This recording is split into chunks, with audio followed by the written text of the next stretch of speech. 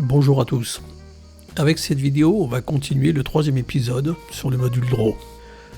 Nous allons voir les dimensions, les textes, les labels et le labeling automatique. Commençons avec les dimensions. Remettons-nous sur notre plan.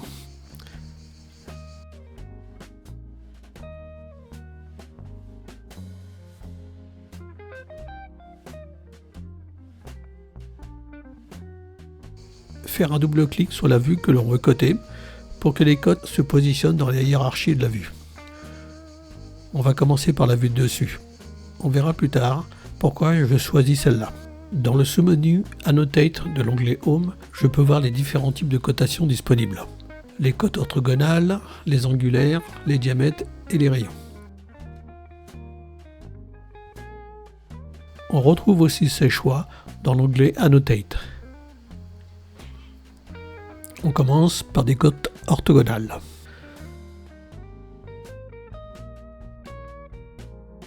Dans le menu Object Snap, je choisis les paramètres pour attraper le bon élément. Dans mon cas, ce sera Item.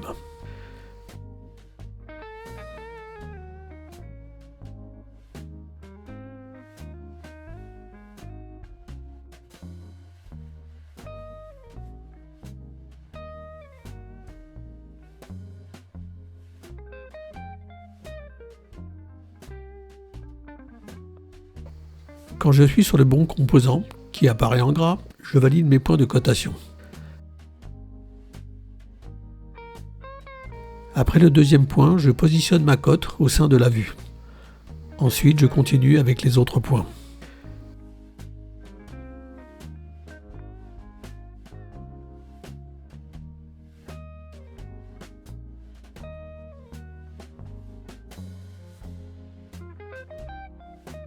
Si j'en oublie un, je reviens dessus et la cote se recalcule.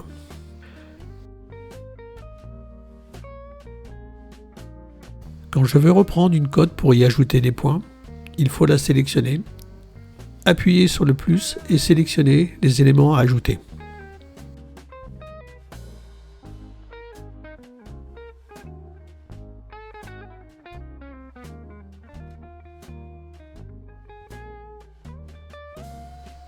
On peut déplacer les textes des cotes si ce n'est pas assez lisible avec le petit carré qui est en dessous. Si l'on veut supprimer le point dans une cote, sélectionnez le point en bout de la ligne de rappel et appuyez sur la touche suppression. Ces points peuvent être aussi utilisés pour déplacer le point sur un autre élément.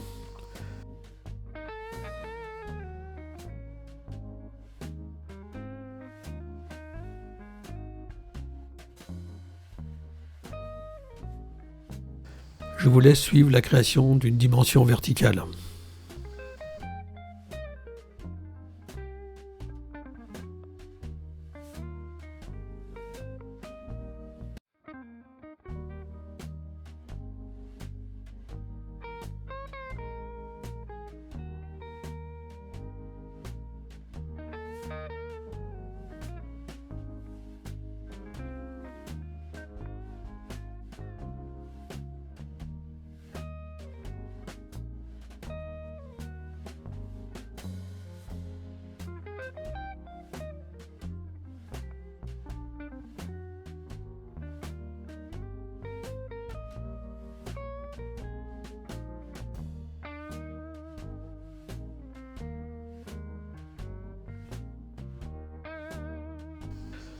Je vous montre deux méthodes pour faire des cotes cumulatives par rapport à un point de départ, en ligne ou avec décalage.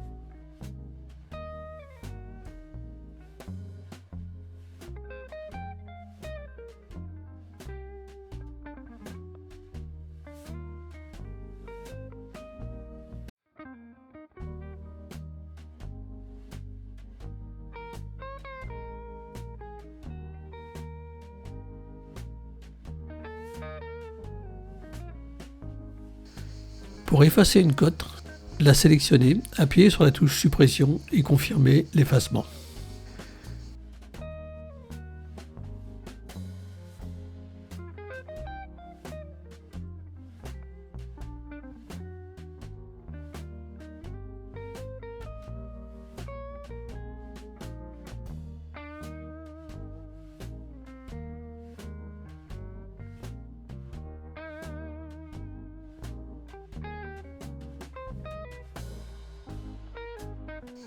Je vous laisse suivre la création des différents types de cotes angulaires.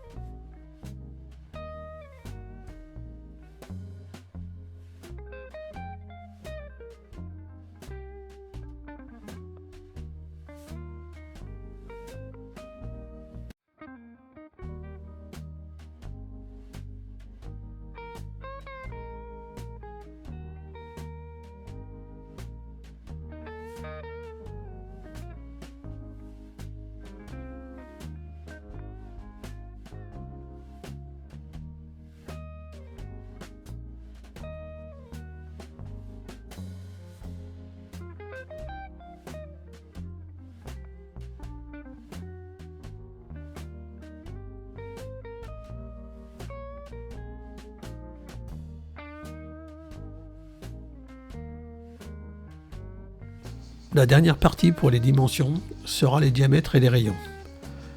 Le premier type sera pour les cylindres et trous circulaires et le deuxième pour les extrusions ou panneaux.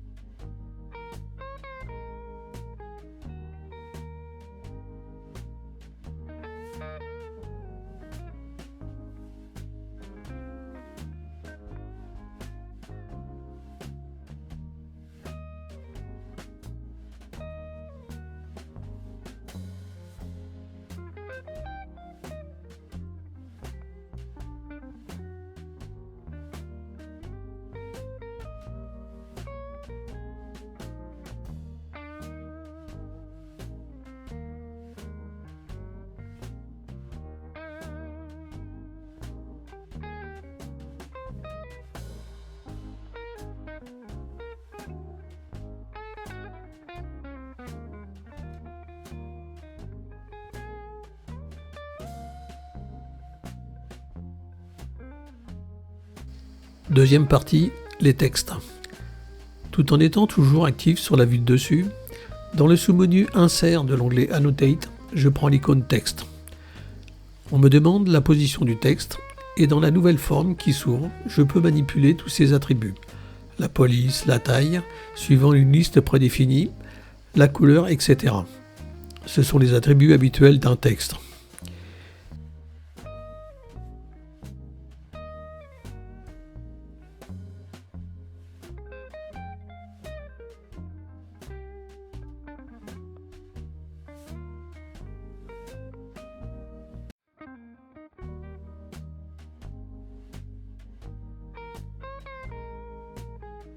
Et en partie basse, on édite le texte. De modifier les attributs gras, italiques et soulignés après la saisie.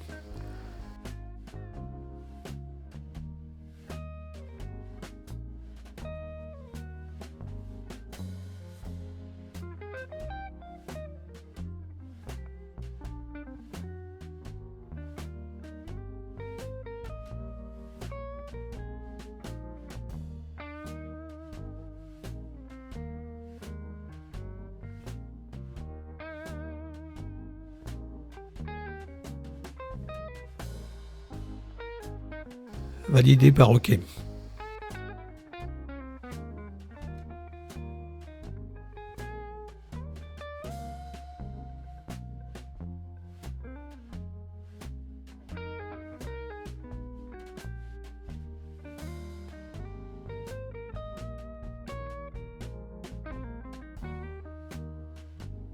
Faire un double clic sur le texte pour le modifier.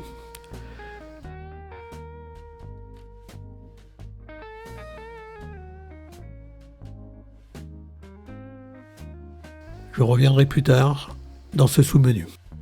Passons à la troisième partie avec les labels.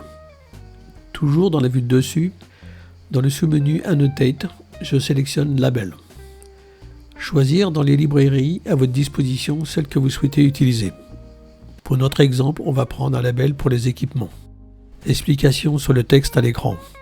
Dièse et qui signifie que l'on va chercher le nom d'un élément de type équipement.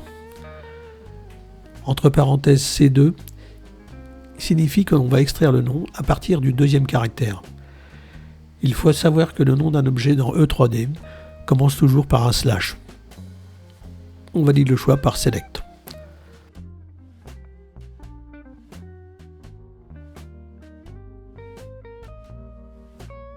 Ensuite, on sélectionne les équipements à labelliser.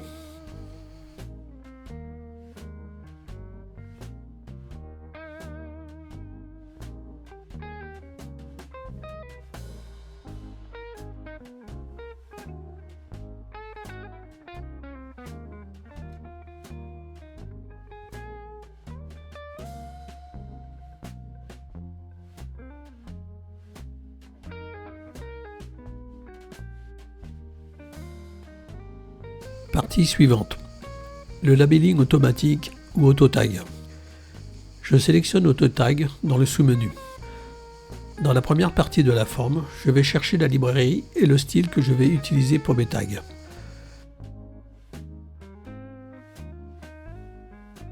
Je valide le choix par Apply. Ensuite, je copie ce choix dans ma vue avec le bouton Copy Library Style. On laisse le champ tag à équipement. Pour mon exemple, je vide la ligne With, qui est un critère de sélection que je n'ai pas besoin pour l'instant. Dans le champ Template Type, je garde Librairie comme bibliothèque de tag. Avec le bouton Attribute, je choisis la forme de mon tag.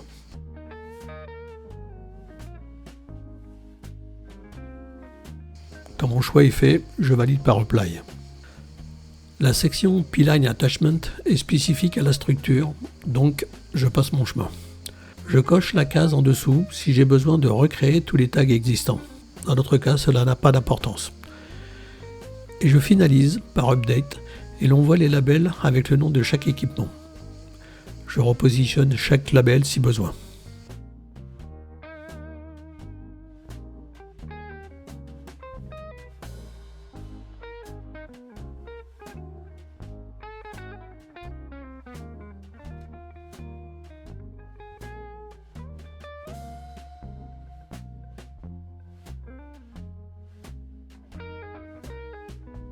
On constate qu'à chaque fois qu'un ou plusieurs éléments sont sélectionnés, le menu format en haut de la fenêtre s'active et cela permet de changer les attributs par défaut de ces éléments. Je vous laisse tester les différentes possibilités pour le texte, les flèches et l'entourage des éléments. Vous pouvez même activer le blanking qui cachera la partie du modèle sous le texte. Un petit échappe au clavier quand vous avez fini.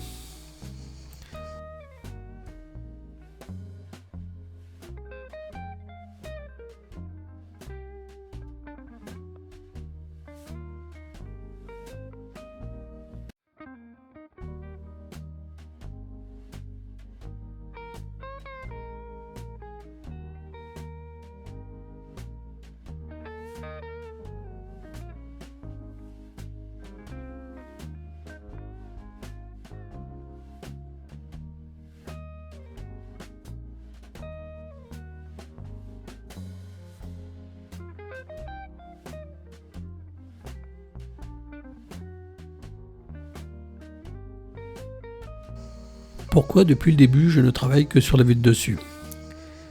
Si l'on regarde la hiérarchie de cette vue, on voit qu'il y a 4 layers en dessous qui contiennent chacun un type d'objet. Un pour les dimensions, un pour les textes, un pour les labels et un pour les tags automatiques.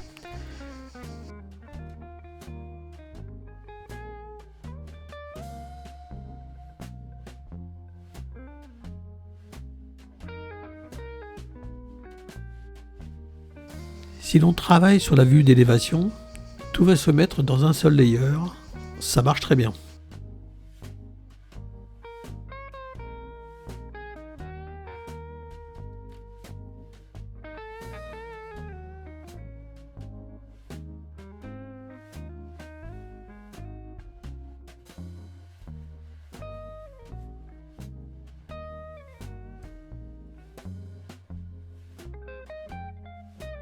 Mais si vous souhaitez avoir une organisation plus fine, je vous joins une petite macro à exécuter sous une vue pour recréer cette hiérarchie qui séparera les types d'habillage.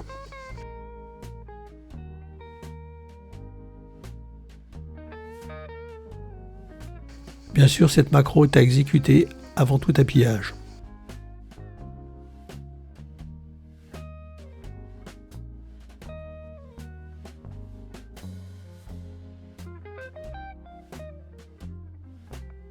Si vous le souhaitez, la macro est lisible dans un éditeur de texte standard.